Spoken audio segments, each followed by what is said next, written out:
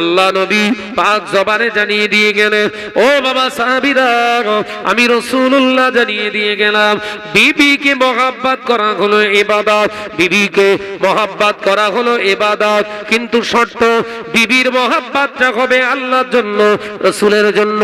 নবী যেমন করে মহব্বত করেছে ওইভাবে করুন, নবী যেভাবে সন্তান পালন করেছে ওইভাবে করুন, তাহলে বিবিকে মহব্বত করাটাও হলো ইবাদত, সন্তানদের মহব্বত করাটাও হলো ইবাদত। আল্লাহ নবী জানিয়ে দিলেন, বিবিকে মহব্বত করো।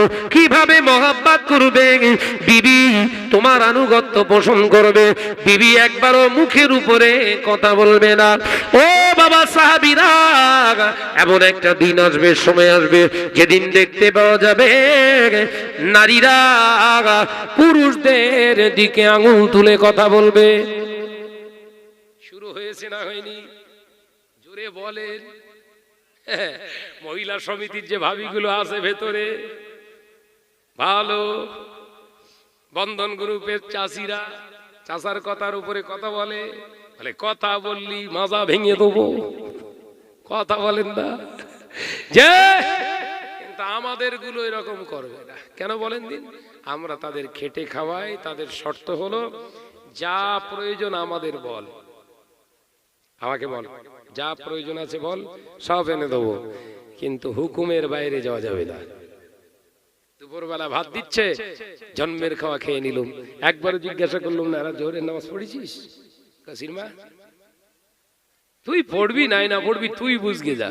কি সুন্দর বলতে দেখেন চাচা কি বলছে, বোঝাই তো বোঝে না, বোঝাই তা বোঝে না। চাচা শাশিরে বোঝায় কিন্তু বোঝে না, কিন্তু বাচ্চা হয়। বোঝাতে পারিনি বোধহয়, কথার মাথায় ঢোকে না বোধহয়। চাচা চাচিরে বোঝাচ্ছে, নামাজি হচ্ছে না, কিন্তু প্রত্যেক বছর একটা করে বাচ্চা হচ্ছে, পুরো খরগোশ। কথা বুঝতে পারেন?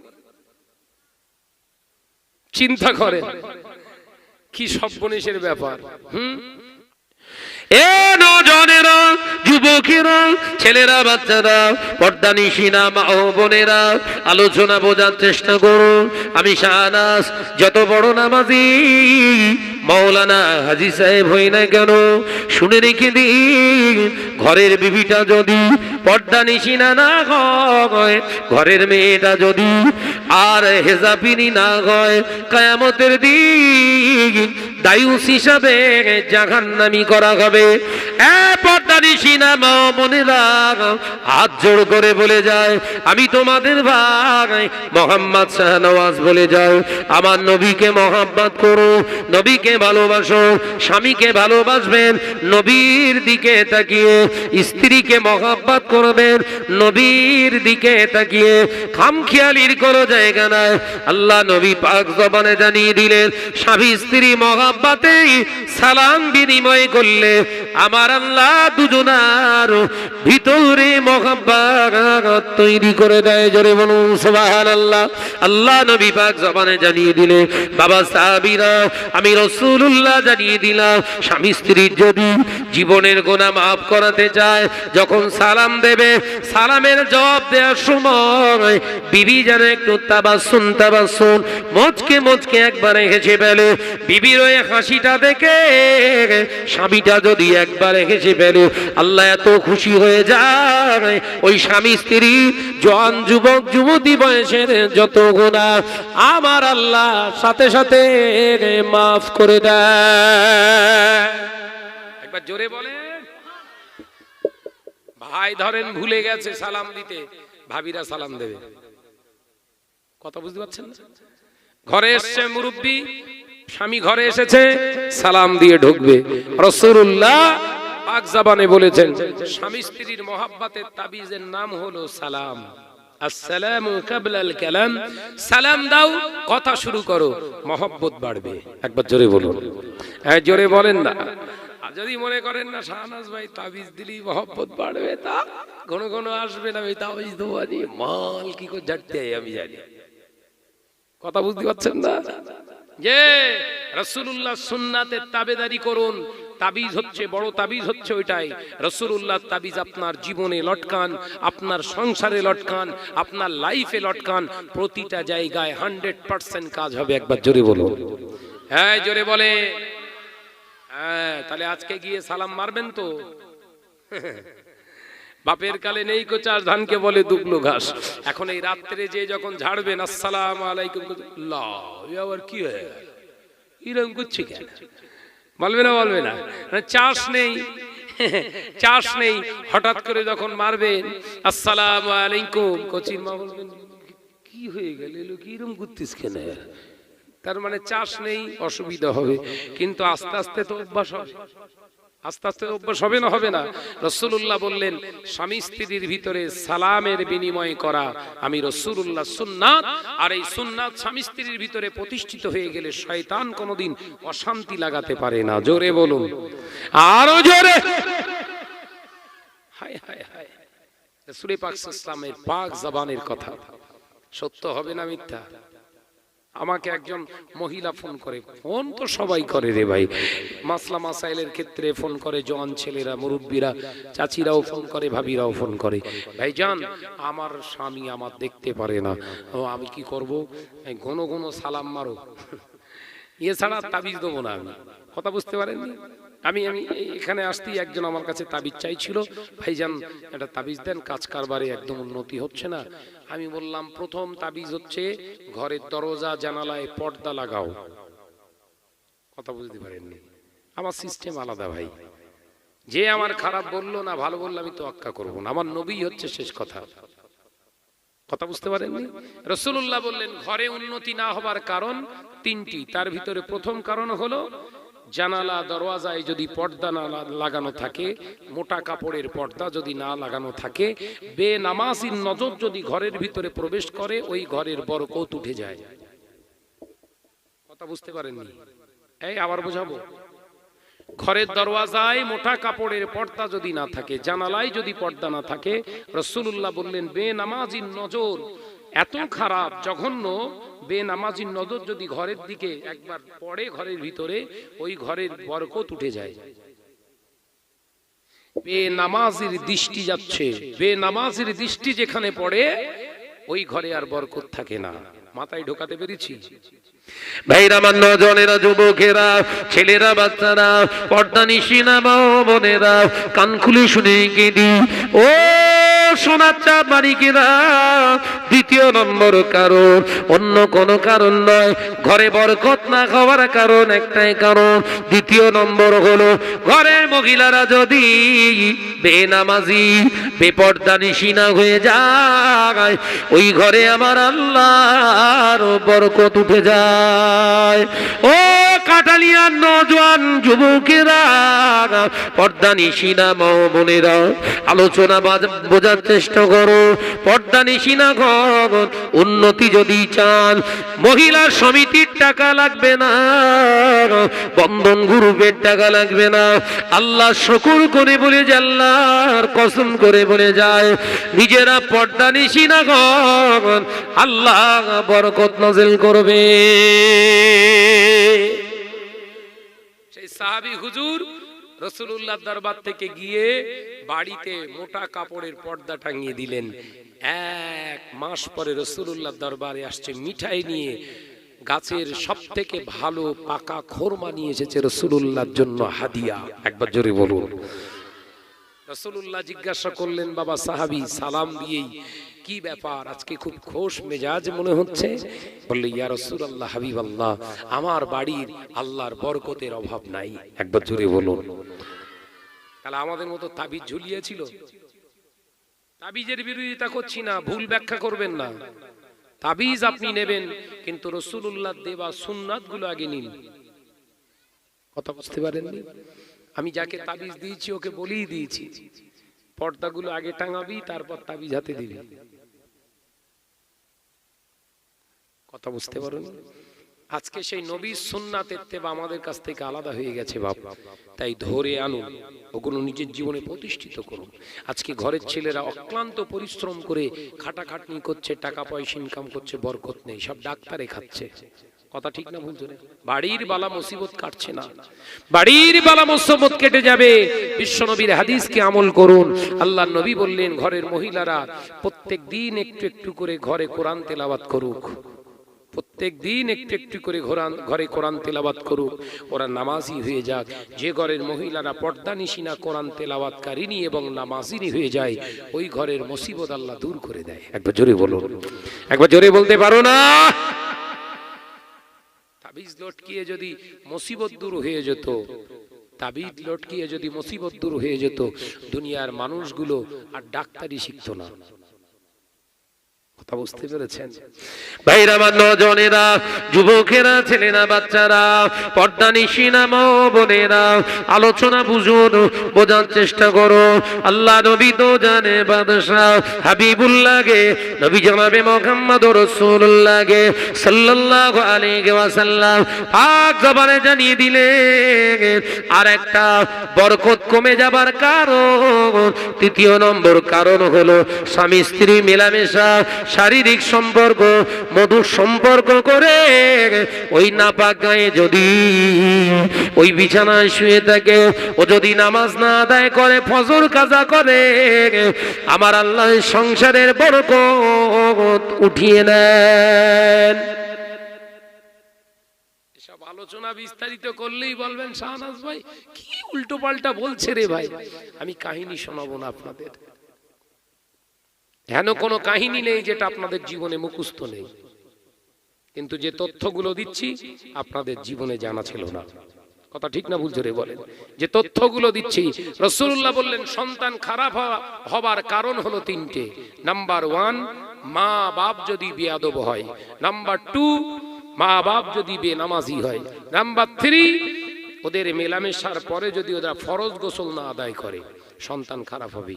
গোটা সমাজের মানুষ যদি খারাপও হয়, আপনি পরীক্ষা করুন আপনার জীবন, আপনার পার্থিব জিন্দেগি, আপনার দুনিয়ার জিন্দেগি সুন্দর করুন, ইত্তেবায়ে সুন্নাতে নববীর উপরে করুন। আপনার সন্তান হয় সমাজের আলেম হবে, নইলে আল্লাহর কোরআনের ফাঁকি হাফেজ হয়ে যাবে। একবার জোরে বলুন। বাস্তবায়িত জিন্দেগি তৈরি করুন। রাসূলুল্লাহ পাক জবানে জানিয়ে দিলেন স্বামী স্ত্রীর মেলামেশা করাটাও হলো ইবাদত। ও আমার সাহাবীরা, আমি রাসূলুল্লাহ জানিয়ে দিলাম স্বামী স্ত্রী মহাব্বতের সঙ্গে যদি, হালালিয়াতের উপরে যদি একবার মেলামেশা করে, আর ওই মেলামেশা করার পরে যদি ফজরের আযান হওয়ার আগে গোসলটা করে নেয় স্বামী স্ত্রী, ফজরের নামাজটা আদায় করে, আল্লাহ খুশি হয়ে একবারের মেলামেশার ওসিলায় ওই স্বামী স্ত্রীর নামায় আমলে জিহাদের ময়দানে 20টা কাফের মারলে যে সব লিখে দিত, সেই সব ওই স্বামী স্ত্রীর নামায় আমলে লিখে দেয়। একবার জোরে বলো, আর একটু জোরে। কিন্তু স্বামী স্ত্রী মেলামেশা করার পরেও গুনাহ, হারাম হচ্ছে। দেখেন রাসূলুল্লাহ জানিয়ে দিয়ে গেলেন, ও বাবা সাহাবীরা, স্বামী স্ত্রী মেলামেশা মধুর মিলন করার পরে যদি ওই নাপাক অবস্থায় অবস্থান করে, ওই অবস্থায় যদি শুয়ে থাকে, বিছান সজ্জায় যদি শুয়ে থাকে, বিছানায় শুয়ে থাকে, ফজরের আযান হয়ে গেল, ও গোসল বানানো না, স্বামী স্ত্রী দুজন নাপাক গায়ে শুয়ে থাকলো, ওই হালাল মেলামেশাটা আর তাদের হালাল থাকলো না। দেখেছেন?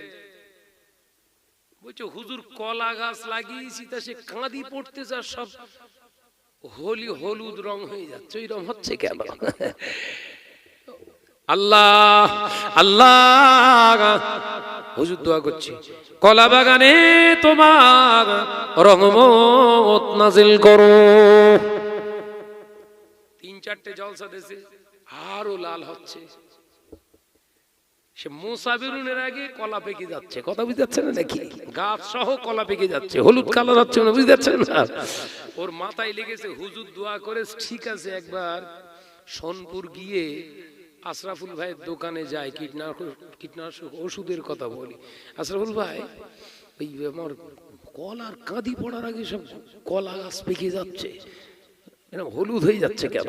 বলছে সর্বনাশ, গাছের গোড়ায় মেজরো লেগেছে রে। ওষুধের দোকানদার বলছে এই গাছের গোড়ায় মেজরো পোকা লেগেছে। বুঝছে হ্যাঁ, সে কি বলে? খুঁড়িয়ে যা, খুঁড়িয়ে যা। এ খুঁড়িয়ে দেখে বাহ বাহ, সব কলা গাছ থেও আসছে, সে ও যে মাঝখানের যে থোড় যেটা বলে একদম নিচে থেকে কুড়ে কুড়ে খেতে খেতে উপরে যাচ্ছে, ওই জন্য পেকে যাচ্ছে। কথা বুঝাচ্ছে না? ও কলা হবে, কলা হবে। আমার আলোচনা বুঝতে পারছেন কি বলছি? হুজুর সন্তান খারাপ হয়ে যাচ্ছে, হুজুর তাবিজ দেন। হুজুর কি তাবিজ দেবে? ফরজ গোসল করেছিস? এই গোসল করেছিস? হুজুর আমার ছেলেটা একদম কথা শুনতে চায় না, এত দুরন্ত হয়েছে, আমরা ওরম ছিলাম না। ভাই ঠিক বলেছে, কথা বলে না কেন? এ সব বনে এসে যে হুজুর কাছে ভালো, সে ও ঠিক বলেছ, ও কত বাগান ঠেলেছ তার ঠিক নেই। কথা বলছেন না কেন? আল্লাহর ওলি হযরতে গাউসুল আযম পিরানে পীর মাওলানা সুবানি কুতুবে সামদানি বাবা মহিনুদ্দিন আব্দুল কাদের জিলানী রাহমাতুল্লাহ আলাইহির কথা মনে পড়ে গেল। এ না জানেরা, হযরতে আব্দুল কাদের জিলানী রাহমাতুল্লাহ আলাইহি আম্মা জান হযরতে বাবিস্তা হুজুরকে বললেন, ও আব্দুল কাদের 6 বছর বয়স হয়ে গেছে বাবা, যাও যাও মাদ্রাসায় যাও, যাও যাও মক্তবে যাও, ইলম সঞ্চয় করো, কোরআন হাদিস শেখো, যে শিক্ষার বিনিময়ে আল্লাহ আল্লাহ রাসূলকে পাওয়া যায়। হযরতে আব্দুল কাদের জিলানী রাহমাতুল্লাহ আলাইহির একটা কাপড়ের সঙ্গে জড়িয়ে দিয়ে একটা কিতাব বগলের নিচে দিয়ে কাঁধের সঙ্গে বেঁধে দিলেন, যাও বাবা আব্দুল কাদের, ওই যে বা আপনার গ্রামে মাদ্রাসা আছে মুক্তবা আছে, ওখানে যাও। হযরতে আব্দুল কাদের জিলানী রাহমাতুল্লাহ আলাইহি হুজুর আমার রাস্তা দিয়ে হেঁটে হেঁটে যাচ্ছে, এমন সময় হুজুরের চোখে পড়লো একটা পাঁচিলের ভিতরে লাগানো পেয়ারা গাছ, পেয়ারা গাছের একটা ডালে পাকা পেয়ারা ঝুলছে। হুজুর থাকতে পারে না, 6 বছর থেকে 7 বছরের বেটা হযরতে আব্দুল কাদের জিলানী রাহমাতুল্লাহ আলাইহি ওই পাকা পেয়ারাটা খাবে বলে আস্তে আস্তে গুটি পায়ে উঠলেন। হুজুর আমার পেয়ারাটাকে ধরলেন, কি মনে হয়ে গেল পেয়ারাটা টেনে ছিলেন না, গাছের পেয়ারা গাছে রেখে সিধা ঘরে চলে এলেন, মাদ্রাসায় গেলেন না। হযরতে উম্মুল খায়র ফাতেমা আম্মা জানকে সালাম দাও। হযরতে আব্দুল কাদের জিলানী রাহমাতুল্লাহ আলাইহি আম্মা জানকে সালাম দিলে, আসসালামু আলাইকুম। ও আমার মা জননী, মা কি ব্যাপার বা? আব্দুল কাদের সালামের জবাব দিয়ে বলল, কি ব্যাপার তুমি মাদ্রাসায় যাওনি? না আম্মা জান আমি যাইনি। কেন মাদ্রাসায় যাওনি বা? আম্মা জান আমি মাদ্রাসায় যাব, অবশ্যই মাদ্রাসায় যাব, কিন্তু আমার একটা প্রশ্ন আছে, প্রশ্নের জবাব যদি আপনি না দেন আমি আব্দুল কাদের কোনোদিন মাদ্রাসায় যাব না। একবার জোরে বলুন না। প্রশ্ন আছে আম্মা। কি প্রশ্ন রে বাবা? কি প্রশ্ন? তাড়াতাড়ি বল, মাদ্রাসা খুলে গেছে। বলে আব্বা আম্মা আমার প্রশ্ন হচ্ছে, বিয়াদবি নেবেন না, আপনি কি কোনো সময় কারুর জিনিস না বলে খাবার ইচ্ছা করে ধরেছিলেন? একবার জোরে বল। জোরে বলবেন না? এই জোরে বলছেন না কেন? মুখে ব্যথা, মিষ্টি খেতে মুখে ব্যথা। হ্যাঁ একটু জোরে বলেন না সুবহানাল্লাহ। আম্মা আপনি কি কোনো সময় কারুর খাবার জিনিস খাবার ইচ্ছা প্রকাশ করে খাবারটা ধরেছিলেন, খাননি? আমাদের ফাতেমা গুলো কি বলবে? তো যত বড় মুখ না তত বড় কথা, সব বনেছি তোর মেরে পেটিয়ে ফেলবো, আমরা জীবনে কোনোদিন কারোর কাছে বাঁধিনি, তোর মানে সতী। অথচ দেখা যাচ্ছে কত বাগান শেষ হয়ে গেছে। কথা বলছেন না কেন? যে জলসা হয়েছে এখানে, বাজার হচ্ছে ওখানে, বাজার হচ্ছে ওখানে, ওদের গল্প হচ্ছে সেই আমতলায়। ওর পেটে হবে আব্দুল কাদের। চালাকি পেয়েছো? হ্যাঁ ঘোড়ার পেটে হাতি হবে, হাতির পেটে আপনার ঘোড়া হবে। যে হযরতে গাউসুল আজম আম্মা জানকে প্রশ্ন করেছে, হুজুরের আম্মা মিথ্যা কথা বলতে জানতেন না। একবার জোরে বলুন। জোরে বলেন না। কি ফতেমা ছিল, মিথ্যে কথা বলতে জানতেন না, আর আমাদের ফতেমা গুলো সত্য কথা বলতে জানে না। কথা বলছেন না কেন? জোরে বল না রে বাবা। এরা এই ফোনে কার সঙ্গে কথা বলছি, বলছে ও ফৌদে ভাই ছিল, ফৌদে ভাই, ফৌদে কোন ফৌদে ভাই, সে আর কার ফৌদে ভাই আল্লাহ জানে। ফেরেশতারাও ঠিক করতে পারতেছেন, এরা আবার ফৌদে ভাই হলো করতে গিয়ে। সে মেজে ঘষে ফেরেশতারা মাথা ঠুকতেছে, আল্লাহ কি কোথায় পেয়েছে, এসব কি হচ্ছে এসব। ফেরেশতাদের বলছে অত বোঝার দরকার নেই, মুগুর পালিশ কর, ঢুকলি মাস শুরু কর। মিথ্যের ফুলঝুরি, আর ওর পেটে নাকি ওলি হবে। হযরতে গাউসুল আজমের আম্মা জান উম্মুল খায়ের ফাতেমা মিথ্যা কথা বলতে পারতেন না। একবার জোরে বলুন না, এই ছেলেরা জোরে বলুন। হযরতে আব্দুল কাদের জিলানী রাহমাতুল্লাহ আলাইহির আম্মা জান হযরতে উম্মুল খায়ের ফাতেমা, হুজুর আমা বললেন দাঁড়া বাবা আমি মনে করে দেখি বাবা। হযরতে আব্দুল কাদের জিলানী রাহমাতুল্লাহ আলাইহির আম্মা জান অনেকক্ষণ মনে করে বললেন হ্যাঁ বাবা পেয়েছি। ও বাবা আব্দুল কাদের, ঠিকই বলেছো বাবা, ঠিকই বলেছো। তুমি যখন আমার গর্ভে ছিলে, মেয়েদের একটু টক খাবার তখন মন করে, সন্তান পেটে থাকলে একটু টক হলে তাদের সুন্দর ভালো লাগে। ও বাবা আব্দুল কাদের, তুমি যখন আমায় পেটে ছিলে, তোমার দাদিমার তৈরি করা কৌটোর ভিতরে আচার রাখা ছিল, ওই আচার খাওয়ার জন্য আমার মনটা চায়। আমি গিয়ে আচারের কৌটায় হাত দিয়েছিলাম বাবা, খাইনি। আমার মনে পড়েছিল এই আচারের মালিক তো আমি নই, আমার শাশুড়ি মা, তার বিনা অনুমতিতে এটা খাওয়া যাবে না, এটা খেলে অন্যায় হবে, চুরি করা হবে, আমানতের খেয়ানত করা হবে। বাবা আব্দুল কাদের, আমি আচার খাইনি। ইস্তেগফার পড়তে পড়তে, তওবা পড়তে পড়তে ফিরে এসেছিলাম। আল্লাহ নলি 7 বছর, 6 থেকে 7 বছরের বয়স আব্দুল কাদের জিলানী রাহমাতুল্লাহ আলাইহি পাগলের মতো ছুটে গিয়ে আম্মা জানের গলা দুটো জড়িয়ে ধরলে, গলা জড়িয়ে ধরে 2 গালে চুম্মা দেয়।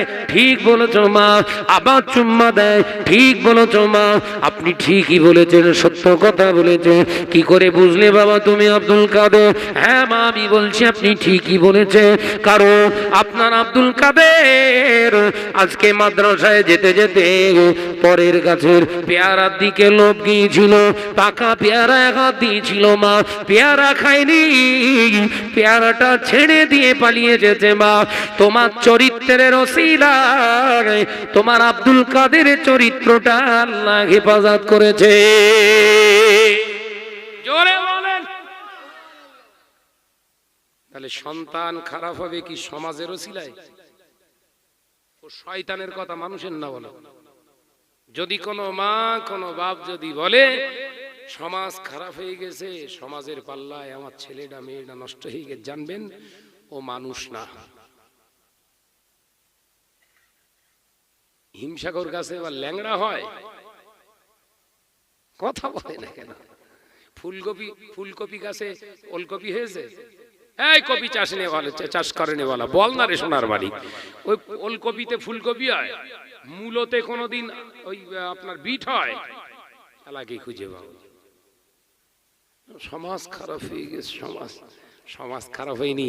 আয়নায় নিজের চুল আঁচড়াস, মুখ টুক গুলো পালিশ করিস, একবার চরিত্রটা দেখ না, একবার চরিত্রটা। আয়নাতে চেহারা না দেখে চরিত্র দেখো। আমি কি ভুল বললাম? সন্তান পালন করা, স্বামী স্ত্রীর মেলামেশা সব হলো আল্লাহর কাছে ইবাদত। শর্ত কুল ইন কুনতুম তুহিব্বুনাল্লাহ ফাত্তাবিউনি ইহবিবকুমুল্লাহ। নবীর ইত্তেবা করতে হবে, তবেই ওলি হতে পারবে। জোরে বলুন।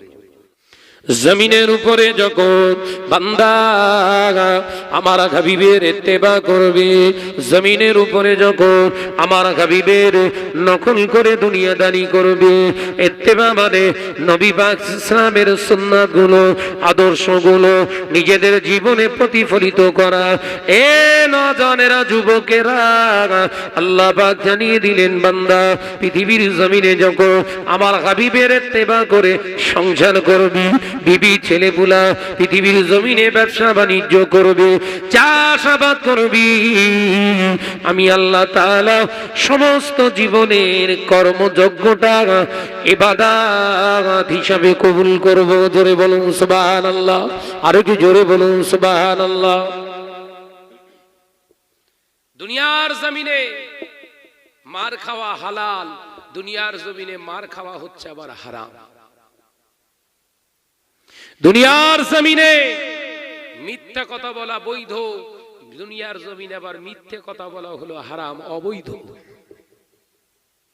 দুনিয়ার জমিনে সম্পর্ক করা হারাম, দুনিয়ার জমিনে সম্পর্ক গড়ে তোলা হচ্ছে নবীর সুন্নাত। একবার জোরে বলবেন না সুবহানাল্লাহ। একটা খারাপ আর একটা ভালো, কোনটা নিয়েছি আমরা? ভালোটা নিয়েছি, ভালো নেইনি। মানুষকে ভালোবাসি স্বার্থের জন্য। কার স্বার্থে? ইসলামের স্বার্থের জন্য সওয়াব হতো। ইসলামের স্বার্থের জন্য যদি ভালোবাসতাম সওয়াব হতো, নেকি হতো। নিজের স্বার্থের জন্য ভালোবাসছি, গুনাহ। কথা বুঝছো না? গুনাহ হয়ে যাবে। ওই গুনাহ থেকে বাঁচার একটাই উপায়, ফিরে আসুন আল্লাহ রাসূলের ইত্তেবা অনুসরণ করুন। জিন্দেগিতে বন্ধু বলে পরিচয় দেবেন, ওই বন্ধুই হলো প্রকৃত বন্ধু। যে বন্ধুটা শুধু হাসি খুশির সময় আপনার পাশে থাকে, ও আসল বন্ধু নয়। কষ্টের সময়, বিপদের সময়, পাপের রাজ্যে ডুবে যাচ্ছেন, বন্ধু হাত ধরে টেনে তুলবে, ওই হচ্ছে প্রকৃত বন্ধু। একবার জোরে বলবেন না সুবহানাল্লাহ। যুবকেরা, ছেলেরা, বাচ্চারা, পর্দানিশিনা মা ও বোনেরা, আল্লাহ নবী তো জানে বাদশাহ হাবিবুল্লাহ গে, নবী জনাবে মুহাম্মদ রাসূলুল্লাহ গে সাল্লাল্লাহু আলাইহি ওয়াসাল্লাম পাক জবানে জানিয়ে দিলেন, ও আমার সাহাবীরা, ও আমার সাহাবারা, কিয়ামতের পূর্বে 70টা আলামত বহিঃপ্রকাশ হবে। 70টা আলামতের একটি আলামত হলো পৃথিবীর জমিনে খুন যখন রাগাজানি, মেরে নেওয়া, কেড়ে নেওয়া শুরু হয়ে যাবে। মানুষের ভিতরে মনুষ্যত্ব থাকবে না। নিজের স্বার্থ সিদ্ধির জন্য নিজের পৃথিবীর জমিনে আপন রক্তের ভাইকেও মার্ডার করতে, তারা কতল করতে দ্বিধাবোধ করবে না। ও বাবা সাহাবীরা, আমি রাসূলুল্লাহ জানিয়ে দিলাম, এমন একটা সময় আসবে কিয়ামতের আলামত 70টার ভিতরে একটি, একজন মুসলমান আর একজন মুসলমানকে দেখে ঘৃণা করবে, একজন মুসলমান আর একজন মুসলমানকে বিশ্বাস করবে না। আমি রাসূলুল্লাহ জানিয়ে দিলাম, ওই সময় আলেমে আলেমে দ্বন্দ্ব দেখা দেবে। একজন আলেম আর একজন আলেমকে গালি দেবে, একজন শায়েখ আর একজন শায়েখকে গালি দেবে, একজন মাওলানা আর একজন মাওলানাকে গালি দেবে, একজন মাশায়েখ আর একজন মাশায়েখকে গালি দেবে। হিংসা বিদ্বেষের বীজ বপন হবে। গোটা পৃথিবীতে শান্তি বলতে আর কিছুই থাকবে না। আলামতটা শুরু হয়েছে না হয়নি? জোরে বলেন। হুজুর হুজুর কি দেখতে পারে না? কথা বলছেন না কেন? এই ওই হুজুর আসছে, যাব না। আরে ভাই, ওর ঘরে যাচ্ছিস তুই? ওয়াজ করবি তো নবিয়ানা মেম্বারে। কথা বলছেন না কেন? এই মেম্বারটা কার? নবিয়ানা মেম্বার তো। তবলিগ হোক, বেরেলি হোক, খানকাপাটি হোক, যাই হোক, ও আল্লাহকে এক মানে, রসুলকে এক মানে। হ্যাঁ মানে, লিয়ায় দাওয়াত লিয়ায়, এক জায়গায় হবে ওয়াজ। আকাই জুজি মাসলা কিছু পার্থক্য থাকতে পারে, জুজি মাসলা কিছু মাসলা মাসাইলে পার্থক্য থাকতে পারে। হয়তো কিয়াম ভালোবাসে না, তার ব্যক্তিগত ব্যাপার। আমার দাদা হুজুর ভালোবাসতো মানে এই নয় দাদা হুজুর পীর কেবলা ওয়াজিব করে গেছে, নাউজুবিল্লাহি মিন যালিক। দাদা হুজুর পীর কেবলার আকীদা তো এটা নয় কিয়াম করতেই হবে বলে গেছে। আমি মুস্তাহাসান মনে করি, মুজাদ্দিদে জামান বলছে, আমি মুস্তাহাসান মনে করি কিয়াম করতেই হবে, আমি বাধ্যবাধকতা করি না। ওসিয়তনামা খুলে দেখো। কিয়াম আমি আবু বকর রাসূলুল্লাহকে মহব্বত করে ভালোবেসে একটু করি, যারা তোমরা আমার ভালোবাসার মানুষ হবে তোমরাও করবে। তবে বাবা, যে উঠে দাঁড়িয়ে কিয়াম করতে চায় না, ওরা হাতটা ধরে জোর করে তুলো না।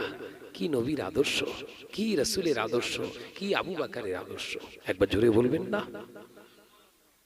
আর আমরা বলো বলো বলো, কিয়াম করলে বেদাত, কিয়াম না করলে কাফের। বোম মারামারি শুরু হয়ে গেছে। কথা বলছেন না কেন? কথা বলছেন না কেন? আরে এগুলো পরে হবে, এগুলো আলোচনা পরে হবে, টেবিলে বৈঠকে হবে। আগে চল তো দেখি একবার মসজিদটা সার্চ করে দেখি, মসজিদটা মসজিদ আছে না কেলাম। কিয়াম করা না করা এটা পরে হবে না আলোচনা। চল না ফতোয়া পরে দেবো, আগে চল যেখানে জুম্মার নামাজ পড়লাম আজকে মসজিদটা নিয়ে একটু অ্যানালাইসিস করি। মসজিদ কিভাবে হলো রে? বলে কেন? এলাকার মানুষ চাঁদা দিয়ে করেছে মসজিদ। চাঁদা সবাই দিয়েছে? হ্যাঁ, ঘর পিছু 1,500 টাকা 2,000 টাকা করে চাঁদা ফেলেছি। আরে কার কাছ থেকে নিয়েছিস? পাক্কা লটারি করছে আব্দুর রাজ্জাক। বলে লটারি কাটে কাটে কি হবে, মসজিদে টাকা দিয়েছে সব পাবে। কথা বলছেন না কেন?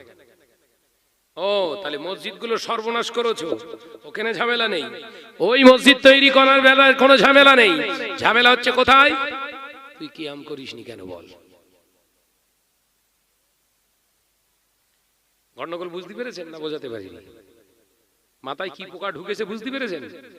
মসজিদ ইবাদতের জায়গা, কিয়াম মুস্তাহাসান জিনিস। দাদা হুজুর বললেন দ্বন্দ্ব করবে না। দ্বন্দ্ব করার জায়গা যদি করতে হয় ওইখানটাই দ্বন্দ্ব হবে। কার সঙ্গে? হারাম করে কোনো টাকা যেন মসজিদে না ঢোকে। অ্যাক্টিভ হতে বলছে, ওইখানটাই দ্বন্দ্ব হবে। কার সঙ্গে? হারাম খোরের সঙ্গে হালাল খোরের। খবরদার সুদ করে লটারি খোরের হাতের টাকা যেন মসজিদের ভিতরে না ঢোকে। ও দিয়েছে 2 লাখ টাকা দিয়েছে, পুরো পাথরের টাকা। মত তাকবীর, নারায়ে তাকবীর, আল্লাহু আকবার। সুদ হালাল হয়ে গেছে। কথা বলছেন না কেন? আপনি জানেন ওই সুদ খোরের টাকায় মসজিদ তৈরি করলে ওই মসজিদে সেজদা করা আপনার জন্য হারাম। নাম মসজিদ, নামাজ পড়া হারাম। দ্বন্দ্ব করলে না তো? কই একজনের গিয়ে মাথা ফাটালে না তো? এক ঘরে করলে না তো? দেখেছেন, যেখানে দ্বন্দ্বের দরকার ছিল ওখানে দ্বন্দ্ব নেই। আর যেখানে দ্বন্দ্ব করার কোনো প্রশ্নই আসে না ওখানে দ্বন্দ্ব মানে কি? বোম মারামারি হচ্ছে। এই তো কিছুদিন আগে এর ঘটনা।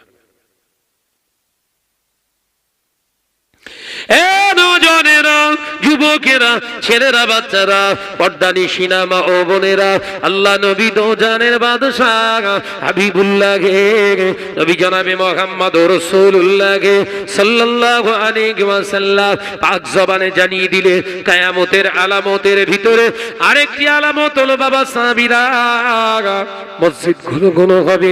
আমার উম্মাতিরা ঘন ঘন মসজিদ বানাবে, মসজিদ তৈরি করার প্রতিযোগিতা হবে।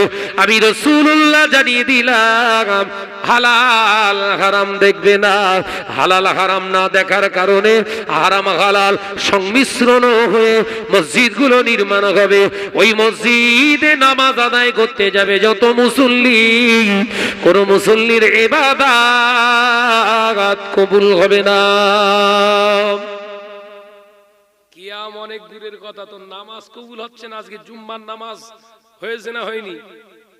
আর ওর ভিতরে সুদখোরের মাল পড়েছে, ওর ভিতরে সুদখোরের মাল, সুদের মাল পড়েছে। কথা বুঝতে পারছেন না? তাহলে গিয়ে যে 2 রাকাত 22 রাকাত ঝেড়েছি আমরা, কাজ হবেন তো? নজনের যুবকেরা, ছেলেরা, বাচ্চারা, পর্দানিশিনা মা ও বোনেরা, আলোচনা বোঝার চেষ্টা করো।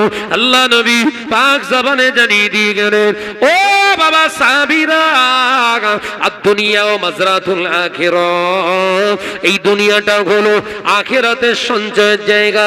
মসজিদ তৈরি করলে সাদকায়ে জারিয়া নয়, মসজিদ তৈরি করলে সওয়াব নয়, মসজিদ তৈরি করলে বিরাট আপনার সওয়াবের কাজ নয়। আপনাকে শর্ত মেনে মসজিদ বানাতে হবে। কোন মসজিদ যদি হারামের টাকায় হয় সব নয়।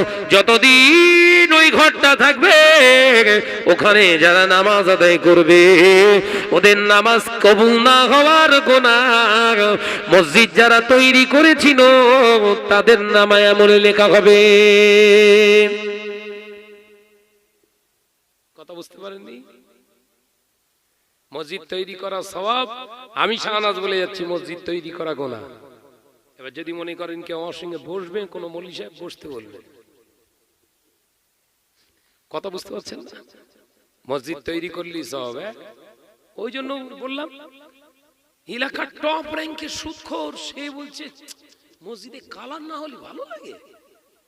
রংমান রংমান, টাকা নি ফান্ডে। আরে আমি দেবানি, আমি বলছি যা যা রং লাগবে পুরো সব মিস্ত্রি খরচা থেকে সব আমার। রং একটা মসজিদে 6 রকমের রং। কথা বলছেন না কেন? বাস্তব তো। কে করতে বলেছে রং? মসজিদ একতলা বানাতে হবে, ওটা শরিয়াতের শর্ত নয়। মসজিদ দুতলা বানাতে হবে, ওটা শরিয়াতের শর্ত নয়। মসজিদে মার্বেল লাগাতে হবে, ওটা শরিয়াতের শর্ত নয়। মসজিদে বিরাট মাইকিং করতে হবে, মসজিদের শরিয়াতের শর্ত নয়। পৃথিবীর জমিনে শুনে রেখে দেন, জেনে রেখে দেন, তাল পাতার ঘেরাও যদি মসজিদই হয়, ওই মসজিদটা যদি হালাল জায়গায়, সলিড জায়গায়, ওই মসজিদের ওই শাল পাতাগুলো, ওই আপনার তাল পাতাগুলো যদি আপনার হালাল ভাবে ছেয়ে দেয়া হয়, ওই তাল পাতার ছাওয়া মসজিদে সেজদা করলে আমার আল্লাহ খুশি হয়ে যায়। একবার জোরে বলেন। এসি লাগিয়েছো? সত্যি কথা হাকিকাত বলে যাচ্ছে আজকে, আমি কোনোদিন বলিনি, আজকে বলে যাচ্ছি। আমি মসজিদে নামাজ আদায়, জুম্মা পড়ুন, আমার গ্রামে আমি নামাজ পড়ি, জুম্মাতে ডিব্বায় একটা করে টাকা ফেলা হয়, তো আমি 2 রকম টাকা ফেলি। মসজিদে এসে নামাজ পড়ার জন্য একটা টাকা ভাড়া, কথা বুঝতে না, আর একটা দান হিসাবে। কারণ বলা যায় না কার জিনিস ওর ভিতরে ঢুকে রয়েছে, বাস পড়ে যাবে নামাজে, বুঝতে পেরেছেন তো? বাঁচার একটা উপায় আমি ভেবে দেখলাম। কথা বুঝতে পারছেন না?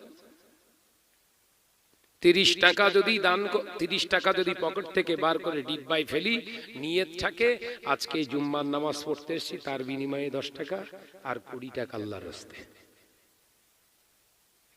এবার থেকে করুন।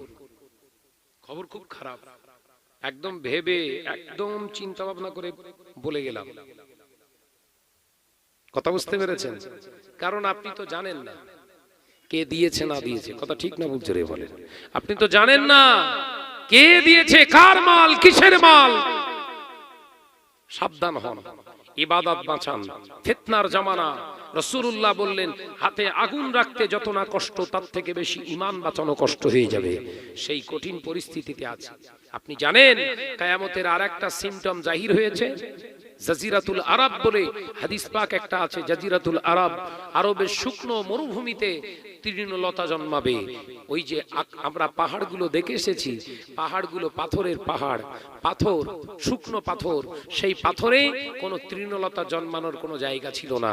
কিন্তু গত 3 দিন আগে আমার কাছে ভিডিও ফুটেজ পাঠিয়েছে মক্কার জমিনে, মদিনার জমিনে এত পরিমাণে 4 দিন ধরে বৃষ্টি হয়েছে, ওই আরবের পাহাড়গুলোই সব ঘাস জন্মে গেছে। রাসূলুল্লাহ বললেন যেদিন জাজিরাতুল আরবের বহিঃপ্রকাশ হবে, কিয়ামতের জন্য তোমরা অপেক্ষা করো। আরব দুনিয়ায় শুরু হয়ে গেছে। গোটা আরব বিশ্ব থরথর করে কাঁপছে। গোটা আরব বিশ্ব থরথর করে কাঁপছে যে আমরা সত্যি জঘন্য চরিত্রের মানুষ হয়ে গেছি। হ্যাঁ,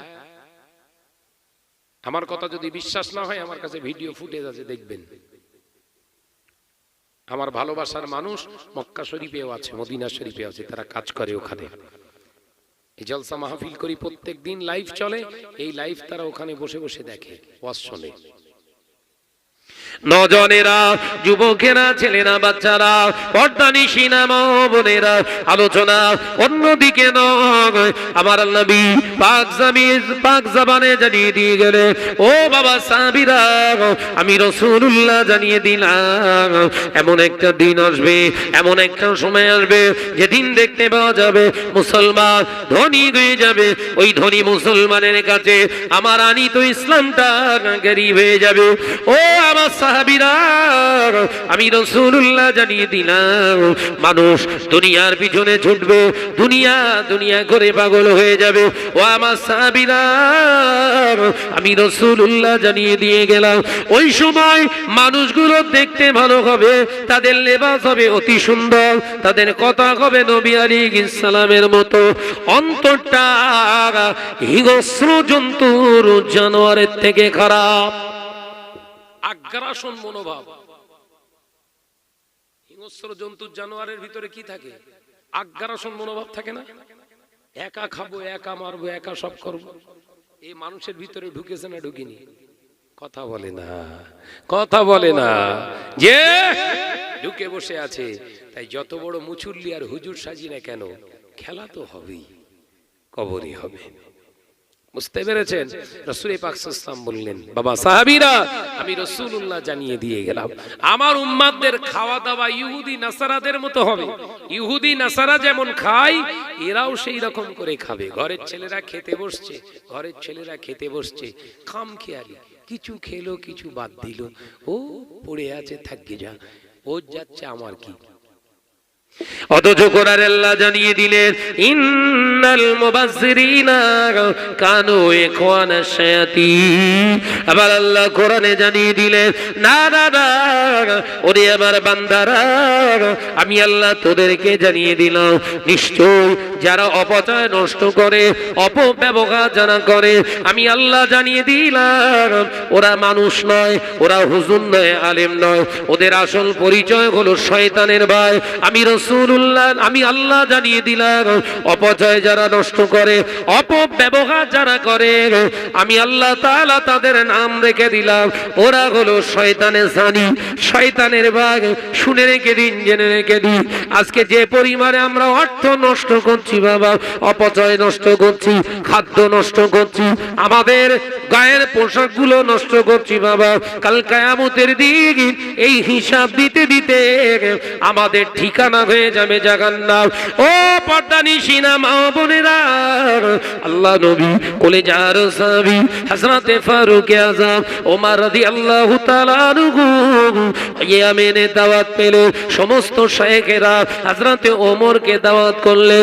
আমিরুল মুমিনিন খলিফাতুল মুসলিমিন ওমর দাওয়াতে গেলেন, খেতে বসেছে ইয়ামিনের বড় বড় শায়েখ, জমিদারের সঙ্গে, বিরাট বিত্তবানদের সঙ্গে, অর্থ ধন সম্পদ ওয়ালাদের সঙ্গে খেতে বসলেন। হযরতে ওমর রাদিয়াল্লাহু তাআলা আনহু খেতে বসছে, হুজুর খাওয়া স্টার্ট করে দিলেন, সকলে মিলে খাচ্ছে। হঠাৎ দেখতে পাওয়া যায় হযরতে ওমরের হাত থেকে একটি খাদ্য লোকমা পড়ে গিয়েছে, একটি খাদ্য কণা হাত থেকে ফসকে পড়ে গিয়েছে, আর পড়বে তো পড়বে, আর দস্তরখানার উপরে পড়ে গিয়েছে। আল্লাহ নবী সাহাবী নিজের হাতের খানাটা হুজুর পাত্রের উপর রেখে দিলেন, পড়ে যাওয়া খানাটা হযরতে ওমর আগে উঠিয়ে খেলেন। জোরে বলুন সুবহানাল্লাহ। এই দৃশ্য দেখে, এই অবস্থা দেখে, এই চিত্র দেখে ওই সময় ইয়ামিনের বড় বড় সমস্ত ধনপতি যারা খেতে বসেছিল অবাক হয়ে গেল। সবাই বললেন, ইয়া আমিরুল মুমিনিন খলিফাতুল মুসলিমিন, ও ভাই ওমর, আপনি এমন করে কেন খাবেন? খাবার তো অঢেল, আপনি পড়ে যাওয়া খানাটা কেন খাবেন? আমাদের এটা কৃষ্টি কালচারের বাইরে, আমরা পড়ে যাওয়া খানা কুড়িয়ে খাই না। হযরতে ওমরের চোখ দিয়ে আর পানির টুসা গড়িয়ে যায়। হযরতে ওমর চোখ দুটো লাল হয়ে গেল। হযরতে ওমর কাঁদতে কাঁদতে জবাব দেয়, ও সভ্য সমাজের মানুষেরা, তোমাদের কাছে আমি জানিয়ে দিলাম, তোমাদের সভ্যতা আমি মানি না, তোমাদের সভ্যতা আমি মানি না। যে সভ্যতায় আমার রাসূলুল্লাহকে খুঁজে পাওয়া যায় না, ওই সভ্যতা আমি ওমর মানব না।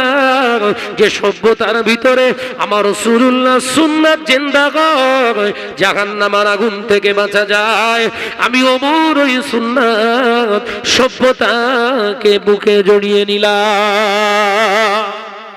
একবার জোরে বলেন।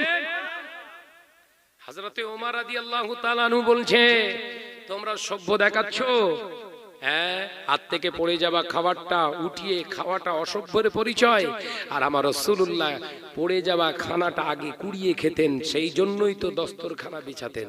একবার জোরে বলুন। তোমাদের মতো সভ্য সমাজের সঙ্গে আমি ওমর চলবো না, আমি তোমাদের সঙ্গে খানা খাবো না। হায় হায় হায়, কথা বুঝছেন? কি নামাজি মুসল্লি ছিলেন ওমর।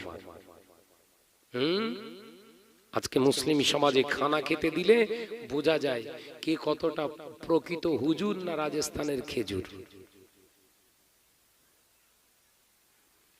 কাটালিয়ার ছেলেরা আমার জন্য কি সুন্দর সুন্দর খাবার আয়োজন করেছে, আমার সামনে পরিবেশন করেছে। আমি খানাটা খাচ্ছি, খেতে খেতে আর ভালো লাগলো না, তা দিলে পানি লিয়াই, হাতের জিনিসগুলো একটু চেটে খেলাম না। এইসা বড় জুব্বা, নকশাওয়ালা পাঞ্জাবি, নকশাওয়ালা টুপি সুন্দর করে পরে অলি সাজার চেষ্টা করছি, মার বাড়বে না কমবে?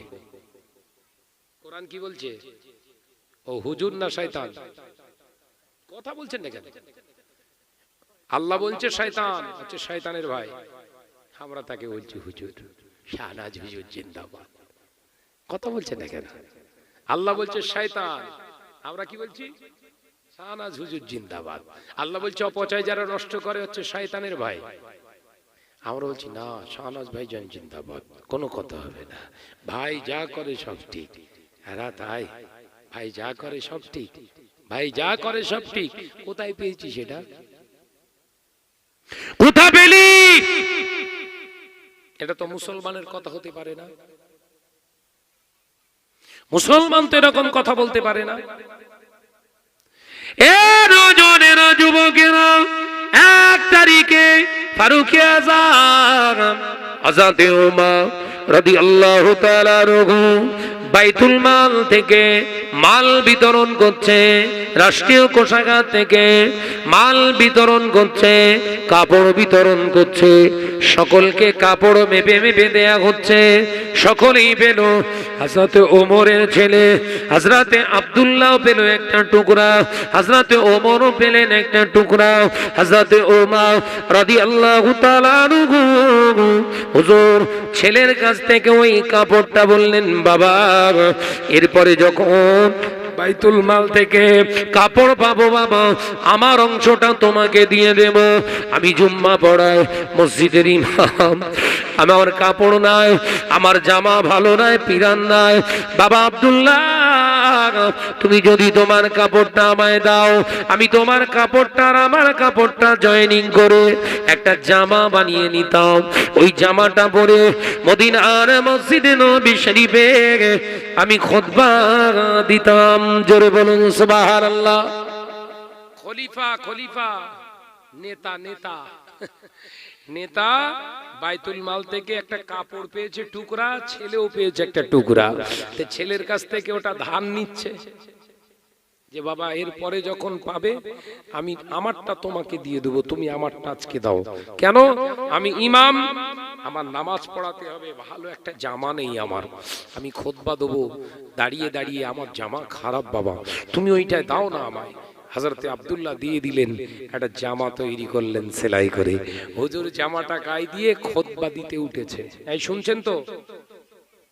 এদের কি বাস পড়ে অজ মনে হচ্ছে এদিক ঘুরবে, এরা চেল্লাচ্ছে কেন তো? এই দেখ ঠান্ডা মাথায় ওয়াজ করতেছি, যেন ঘোরাস নেই এদিকে, সমস্যা হয়ে গেল। আমি আলোচনা বুঝতে পারছেন তো নাকি? রাসূল পাক সাল্লাল্লাহু আলাইহি ওয়াসাল্লামের সাহাবী নিজের ছেলের সঙ্গে চুক্তি করে নিলেন। ছেলে মানেই কেড়ে নেবেন এটাও নয়, ঠিক নয়, এটা তার প্রাপ্য, তার হক। তার জিনিস নিতে গেলে আপনাকে বলতে হবে। আমাদের কোচিং না, পকেটে বিড়ি আউট করে বাপ টেনে টেনে খাচ্ছে, আরে ওর বল পকেটে বিড়ি খাচ্ছি। কথা বুঝতে পারছেন? চরিত্র শয়তান হেরে যায়। কথা বুঝতে পারছেন? ছেলেকে বলছে যা 1 প্যাকেট সিগারেট নিয়ে আয়, বাপ বলছে এই বাপের জাত না শয়তানও, এই চরিত্রটা শয়তান না? বাপ যদি হতো কখন ওর বাচ্চার হাতে নেশার জিনিস আনতে দিত? বাপের চরিত্র না। কথা বুঝছেন? হযরতে ওমর বলছে কি বাবা দেবে তুমি? আব্দুল্লাহ বললেন হুজুর আব্বাজান আপনি নেন না। জামাটা গায়ে দিয়ে তৈরি করে গায়ে দিয়ে পরে জুম্মাতে উঠেছে খুতবা দেবে। কি সমাজ তৈরি করেছিলেন! এ নজরেরা হযরতে ওমর রাদিয়াল্লাহু তাআলা আনহু খুতবা দিতে হুজুর দাঁড়িয়ে গিয়েছে।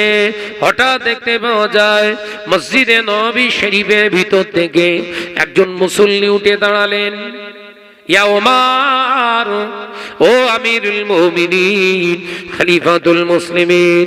হ্যাঁ বলেন ভাই, আপনার গায়ে যে জামাটা কাপড়টা দেখতে পাচ্ছি এটা বাইতুল মালের কাপড়ের সঙ্গে মিলছে, এটা কি বাইতুল মালের কাপড়? হ্যাঁ ভাই, এটা বাইতুল মালের কাপড়। ভাইজান, ও ভাই ওমর, আপনি বলুন, আমরা যতটা ভাগে পেয়েছি আপনিও ততটা তো ভাগে পেয়েছেন, আমাদেরটা জামা হলো না, আপনারটা কি করে জামা হলো? একবার জোরে বলবেন না, জোরে বলবেন না। অধিকার ইসলাম দিয়েছে না দেয়নি? আপনারা আমায় ভোট দিয়ে একটু হুনুচুনু করে দিলেন, কথা বলেন, চপ আইস করে দেবো একদম। কাদের কাদের কাদের স্ট্যামে হয়েছিস নেতা? সাধারণত তোর অত গরম কেন? এরা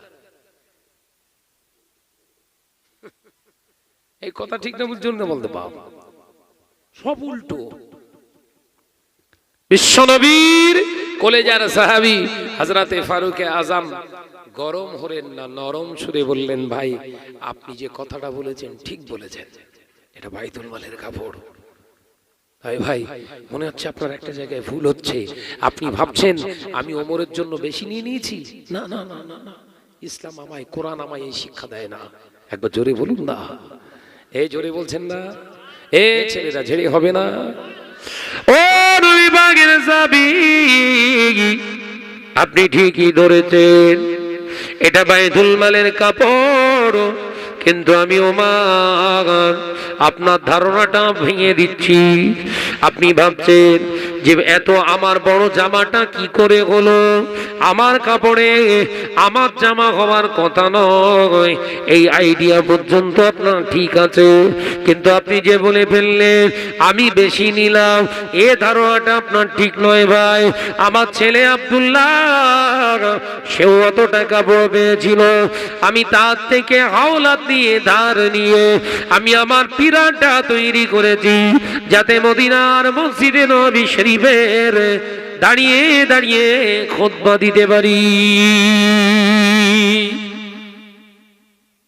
আজকের এই বাক স্বাধীনতাটাও কেড়ে নেওয়া হয়েছে।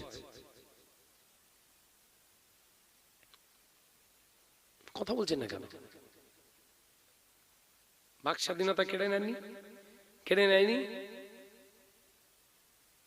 আমি ভারতের নাগরিক, আমি পশ্চিমবঙ্গের একজন পশ্চিমবঙ্গ নিবাসী, আমি পশ্চিমবঙ্গে বসবাস করি, আমার অধিকার, ভোট আমি কাকে দেব না দেব আপনি ঠিক করে দেবেন? কে আপনি? আপনাকে সম্মান করি, রেসপেক্ট করি, আপনি এলাকার মানুষ হোক আর বাইরের মানুষ হোক, আপনি আপনার জায়গায় থাকুন। ভোটার কার্ডটা যখন আমার, আমার স্বাধীনতা আছে। কথা বুঝছেন না? কিছু কিছু কিছু কিছু নেতা আছে, কিছু কিছু সমাজের বুকে আছে, ওয়াদা করো, হাত উঁচু করো, করো, আমি যা বলবো তাই। স্বাধীনতা কেড়ে নেওয়া হলো না, হলো না? এই জোরে বলেন না, এটা চলবে? শরিয়াত চলে? কোথায় পেয়েছে সবাই? আমি শাহনাজ তোমাকে মহব্বত করি মানে এই নয় আমার বাক স্বাধীনতাও আমি তোমার কাছে বিক্রি করেছি। কথা বুঝতে পারোনি? এই নীতি আদর্শ খবরদার বিষয়, যেই হোক, আমি শাহনাজ হই, যেই হোক, যদি এরকম অদা করে থাকে, জানবেন শরিয়াতকে লুণ্ঠিত করেছে, শরিয়াতকে ভণ্ডল করেছে, শরিয়াতকে, শরিয়াতের অধিকারকে ছিন্ন করেছে। ওই ব্যক্তি যেই মহান ব্যক্তিত্বের পরিচয় হোক না কেন, ওর কথা মেনে নেওয়া যাবে না। রাসূলুল্লাহর আখলাকের বিরুদ্ধে চলে যাচ্ছে। কথা বুঝতে পারোনি?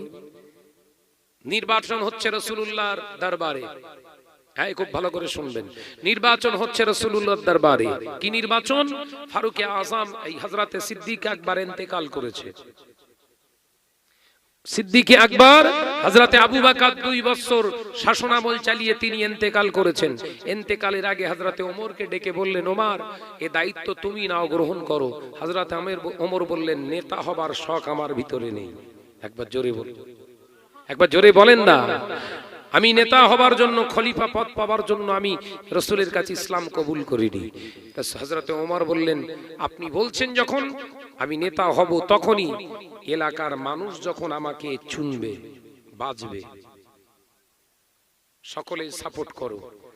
হযরতে ওমরের পক্ষে ভোট বেশি হলো, হযরতে ওমর জিতে গেলেন, ওমর খলিফা হলেন। এটাই হচ্ছে ইসলামের গণতন্ত্র। ওয়াদা করো ওমরকে ছাড়া কাউকে ভোট দেবে না, বলেছিল। আজকে তো হচ্ছে সমাজে। তাই শান্ত থাকুন, ব্রেন ঠান্ডা রেখে চলুন, ব্রেন ঠান্ডা রেখে চলুন। ঈমান বিক্রি করবেন না, ঈমান বিক্রি করবেন না। ভাইরা, আমার নজনেরা, যুবকেরা, ছেলেরা, বাচ্চারা, পর্দা নিশিদা মা ও বোনেরা, আলোচনা বোঝার চেষ্টা করো। হযরতে ওমর রাদিয়াল্লাহু তাআলা আনহু, আমার নবী পাকের সাহাবী হযরতে ওমর ইবনে খাত্তাব, আল্লাহ নবী প্রাণপ্রিয় সাহাবী, রাষ্ট্রীয় নায়ক হযরতে ওমর নির্বাচিত হলে, কিন্তু ওমর রাদিয়াল্লাহু তাআলা আনহু হুজুর মেম্বারে উঠে প্রথম খুতবা দিলেন, ইয়া মাশারাল মুমিনিন, হে আগত আমার নবী পাকের সাহাবীরা, ও নবী পাকের সাহাবীরা, শুনে নাও, জেনে নাও, আমি ওমর ইবনুল খাত্তাব, আমাকে তোমরা খলিফা হিসাবে নির্বাচন করেছো, মানে আমি যেটাই করব সেটাই মানবে, এটার নাম ইসলাম নয়। আমি ওমর যদি আমার কথা শরীয়তের বিরুদ্ধে যায়, আমি ওমর, আমাকে ভয় পেও না, আমি ওমরের সামনে দাঁড়িয়ে তার প্রতিবাদ করো। আমি ওমর যদি আল্লাহ রাসূলের নীতির আদর্শের বাইরে চলি, আমাকে সঙ্গে সঙ্গে ধরবে, এই অধিকার তোমাদের পুণ্য দেবা। হযরতে ওমর রাদিয়াল্লাহু তাআলা আনহুর কথা শুনে সবাই অবাক হয়ে গিয়েছিলেন। ও নজনেরা, হযরতে ওমর রাদিয়াল্লাহু তাআলা আনহু হুজুর যখন এই কথা এলান করেছিলেন, সাহাবায়ে কেরামদের ভিতরে যত দলাদলি ছিল সব দলাদলি এক হয়ে গেল। জোরে বলুন সুবহানাল্লাহ। আমি যা বলবো সেটাই মানবে, এটার নাম ইসলাম নয়। আমি ওমর কোরআন হাদিস দ্বারা চলবো, আল্লাহ রাসূল দ্বারা চলার পথে যদি শরীয়তের খেলাফ, শরীয়তকে লুণ্ঠিত করে চলে যাচ্ছি, আমাকে সঙ্গে সঙ্গে তোমরা ধরবে। হায় হায় হায়, কি মুসলমানদের নেতা, কি মুসলমানদের জীবন, কি মুসলমানদের শাসন আমাদেরকে শিখিয়েছে, আর আমরা কোন দিকে যাচ্ছি, কোন দিকে যাচ্ছি। মহব্বতের সঙ্গে দরুদ আল্লাহুম্মা সাল্লি আলা।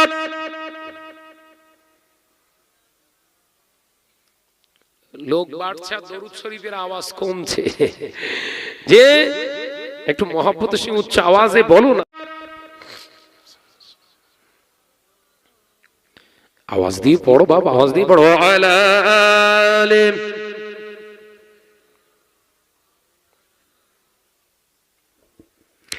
আল্লাহ আমার রব, এ রবি আমার সব, আল্লাহ আমার রব, এ রবি আমার সব, তানে মনে জানে বনে তারি অনুভব, তানে মনে জানে বনে তারি অনুভব, আল্লাহ আমার রব, এ রবি আমার সব, লা ইলাহা ইল্লাল্লাহ।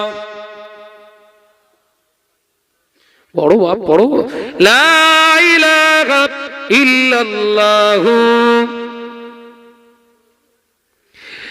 নীল আকাশের দিকে ওই যখনই তাকাই, শত কোটি তারার ওই আলো দেখতে পাই।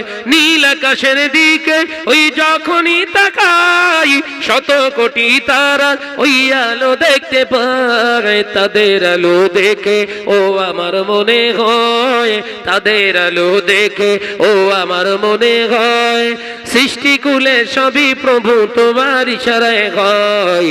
আল্লাহ আমার রব, এ রবি আমার সব। জোরে বলেন নারে তাকবীর, নারে তাকবীর। আল্লাহ আমার রব, এ রবি আমার সব, তানে মনে জানে বনে তারি অনুভব, তানে মনে জানে বনে তারি অনুভব, আল্লাহ আমার রব, এ রবি আমার সব, লা ইলাহা ইল্লাল্লাহ। জোরে জোরে। লা ইলাহা ইল্লাল্লাহু। পাহাড়ের এই ঝরনা ওই ঝরে ঝরে যাই, শত নদীর সাথে ওই সদাই মিশে রয়, পাহাড়ের ওই ঝরনা ওই ঝরে ঝরে যায়, শত নদীর সাথে ওই সদাই মিশে রয়, তাদের সাথেও কথা ওই একই কথা কয়, তাদের সাথে কথা ওই একই কথা কয়, সৃষ্টিকুলে সবই প্রভু তোমার ইশারায় হয়, আল্লাহ আমার রব, এ রবি আমার সব। জোরে হয়, আর কি জোরে হয়? নারে তাকবীর, নারে তাকবীর। আল্লাহ আমার রব, এ রবি আমার সব। লা ইলাহা ইল্লাল্লাহ। পড়ো পড়ো। লা ইলাহা ইল্লাল্লাহ। ও নওজোয়ানেরা, যুবকেরা, ছেলেরা, বাচ্চারা, পর্দানিশিনা মা ও বোনেরা, আলোচনা বাড়াবো না। আমি যে কথা বোঝাতে চেয়েছিলাম, আল্লাহ নবী সাহাবীরা কেমন ভাবে জীবন যাপন করেছে, নেতৃত্ব কিভাবে দিয়েছে, হালালিয়াতের জীবন, হালালিয়াতের জিন্দেগি, হালালিয়াতের জীবন তারা তৈরি করার কারণে আমার আল্লাহ খুশি হয়ে তাদের বিষয়ে আয়াতে কারিমা নাযিল করলেন। রাদিয়াল্লাহু আনহু ওয়া রাদু আনহু যালিকা মিনাল খাশিয়া রাব্বা। ও নওজোয়ানেরা, আমার আল্লাহ পাক তাদের বিষয়ে জানিয়ে দিলেন তারা আমার প্রতি রাজি ছিল, আমি আল্লাহ তাদের প্রতি রাজি, আমি আল্লাহ তাআলা তাদের প্রতি রাজি যখন হয়ে গিয়েছি, আমি আল্লাহ পাক তাদের জন্য নিশ্চিত উপহার রেখে দিয়েছি। জোরে বলুন সুবহানাল্লাহ। আর দুনিয়া ও মাজরাতুল আখিরাত। তাহলে রাষ্ট্রনায়ক হওয়া হলো ইবাদত। রাষ্ট্রনায়ক হওয়া, জোরে বলেন, ইবাদত। শর্ত হবে কার? ইত্তেবায়ে সুন্নাতে নববীর। ইত্তেবায়ে সুন্নাতে নববীর উপরে রাষ্ট্রনায়ক চালনা করতে আপনার এলাকা চালনা করুন।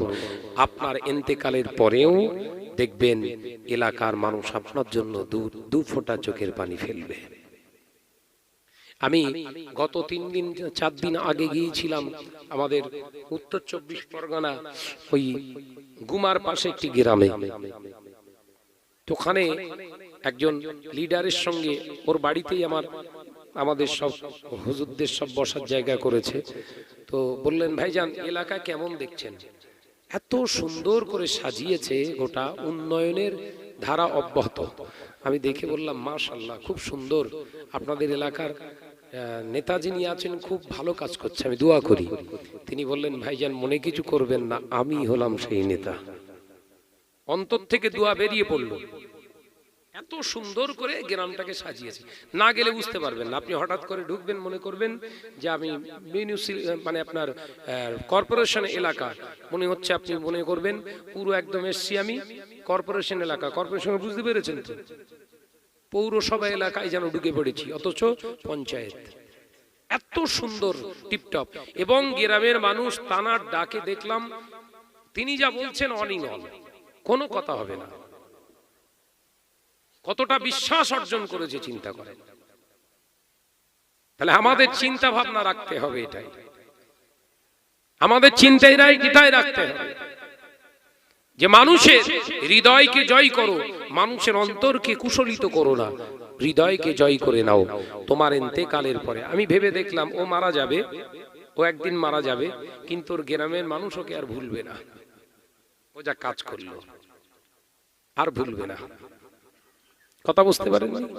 ওই জন্য আমাদের নীতি আদর্শ ইসলামের ভিতরে রাখতে হবে। ভাই যাই করেন না কেন, আপনার টার্গেট থাকবে আখেরাত যেন নোকসানিয়াতের জায়গা না পৌঁছায়। আমার সোনার চাঁদ মানিকেরা, আলোচনা করতে করতে অনেক দূর এগিয়ে এলাম। আমি আর দেরি করব না, শুধু এতটুকু আপনাদের জানতে আমি এসে মন ভেঙে গেছিলাম আর যে লোকজন কই না। মাশাআল্লাহ, আপনারা এসে প্যান্ডেলটার ইজ্জত রেখেছেন। কথা ঠিক না ভুল? জোরে বলেন, ইজ্জতের মালিক কে? আল্লাহ। একবার জোরে বলুন আলহামদুলিল্লাহ, আরো জোরে বলি আলহামদুলিল্লাহ।